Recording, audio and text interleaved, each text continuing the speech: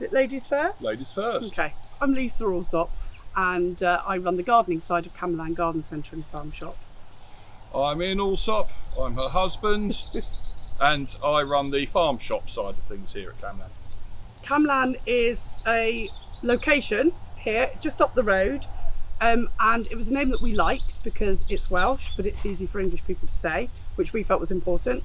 But also there is a thought that it translates to Camelot, and there is a strong sense of the Arthurian legend in this area. The garden centre opened in 2016, and it came out of idle chats in a pub on a winter's night, moaning about the lack of garden centres. Oh, there's a bit of land up in the village that's not doing anything, why don't you see if you can rent it? A year and a half after that conversation we opened, and that was 4 years ago. Looking back at photographs, there are very few plant displays, a few pallets of compost, and a lot of goodwill from people who came to our garden centre, which was very, very much in its infancy. 2 years of developing that, we felt that we needed to add a farm shop into the mix and also give Ian the opportunity to give up his day job of being a gardener and indulge in his love of cheese. Cheese, yes. I mean, I've been a lover of cheese since I was a wee boy. I've been a gardener all my life, and recently, after 35 years, it started to take its toll on my body, especially living here.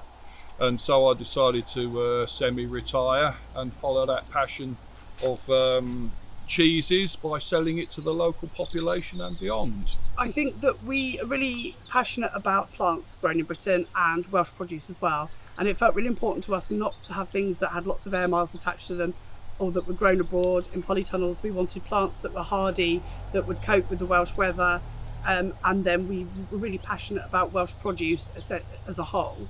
One thing that I have really developed a love for, a passion for, are alpine plants. And we sell a lot of alpine plants because they cope with poor soil, rubbish weather, and being up at high altitudes. But also the shrubs that we sell we buy from a nursery up in North Wales, they're really, really hardy stock. They're good quality, they're really good prices. I think the starting point for me is not to sell plants that are poor quality, and I just think that we've fine-tuned it and found really good growers that sell their plants at good prices, which means that they're affordable to most people. I specialise in good Welsh produce. Doesn't have to be local Welsh produce, as long as it's good. It can come from the north, from the south, from the east. There are criteria that have to be filled. I won't have palm oil for sale, and it has to be decent. It has to be decent. I'm not getting any altar in that farm shop. It's too small. If it's got a present from Wales and then on the back made in Cornwall, it doesn't get in. And over the last 2 years, I've been very surprised at the amount of produce that I've been able to find.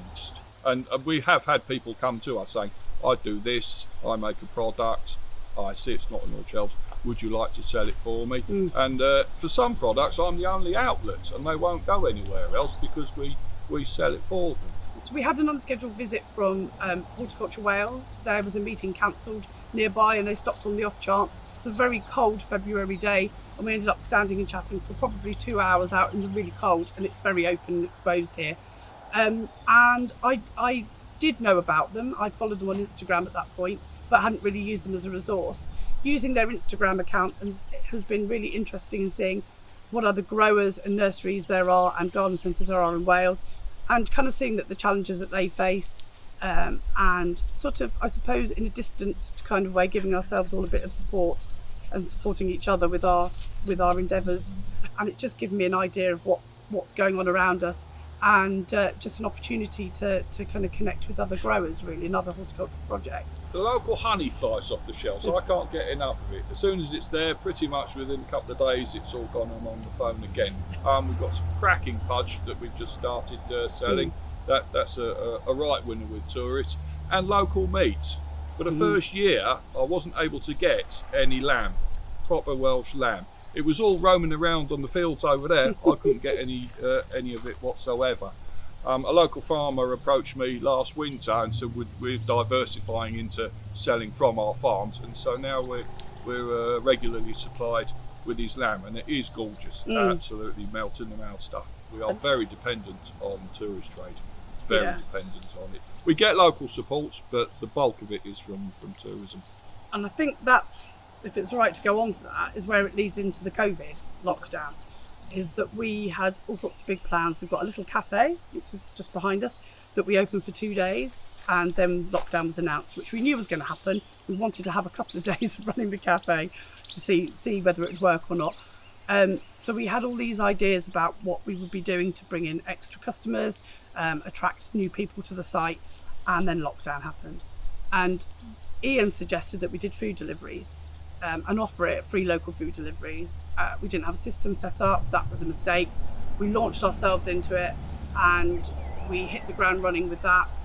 And within the 3rd week, we were delivering to 60 people. So while it hasn't been the year that we expected it to be, there's been a lot of new challenges, but also I think we've risen to the challenges that were presented to us, and we've won ourselves new customers.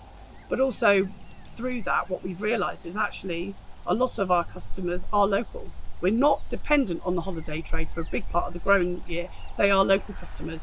They're people who have been coming to the garden centre regularly and have supported us. And that was a surprise. Yeah, I mean, a lot of people were scared to go to supermarkets. We had an awful lot of isolating people. We didn't realise actually how many people had to go into isolation for various reasons. Yeah. And it was obvious that the supermarkets early on weren't coping with deliveries. Suddenly everybody wanted them to turn up on the doorstep with food and what have you, and that just wasn't happening. So in a way we filled a gap for quite a while the supermarkets sort of got their heads around it. So yeah, we kind of got ourselves, our cog was put into place, and you know, it was part of a bigger picture really. Yeah. What we did, I think. I'm dreading the next accounts that I've got to go in. When I work out, because the profit margins on fruit and veg are very minimal, we were delivering, we didn't always know where people were. Ian would be driving around trying to find somewhere, towing a trailer full of compost, guzzling fuel. We just, you know, there was no profit in that element of what we were doing. Our turnover was okay. The profit margins were very, very low. When we were speaking to the environmental health officer that we deal with for here, we talked about the importance of gardening for people, and she said that her own father was desperate to garden and she was going to drop him off some plants. And she agreed that we could deliver plants and compost as long as we were out delivering food. So it wasn't an unnecessary journey. And that she also agreed that people could come and collect plants and compost if they were collecting food. And that, to us, that was a bit of a lifeline, because it meant we would sell the produce that we've got. We had to invest in new equipment. We've had to pay for signage. We've had to pay for hand sanitizer, masks, gloves, which we bought in bulk because we have no idea how long this is going to last. The signage was changing frequently, so that had to be always constantly changing the signage on the gate and around the shop. But we also needed to pay people to come and help us because we couldn't manage the workload and the logistics of managing deliveries. So we adapted, we reviewed it almost on a daily basis, and then we made changes as we needed to, just to try and manage the demand with the deliveries, but also to make sure that we met people's needs. You know, our board meeting was, you know, in bed one night just before lockdown occurred. What do? Do we stay open and do our best, or do we just shut and, you know, hide and accept accept the consequences? Yeah. And we thought, no, we will stay open for as long as it's possible to stay open. And I think the law. And I think that's partly because that's who we are. We felt we wanted to offer our customers who have supported us a service while things were difficult for them. And right up until last week, we were still delivering to someone who was shielding, and that was our last delivery to her last week. And you know, it felt important to be able to do that, even if it was one customer only that we were delivering to. We needed to do that while she needed us to supply her with the food.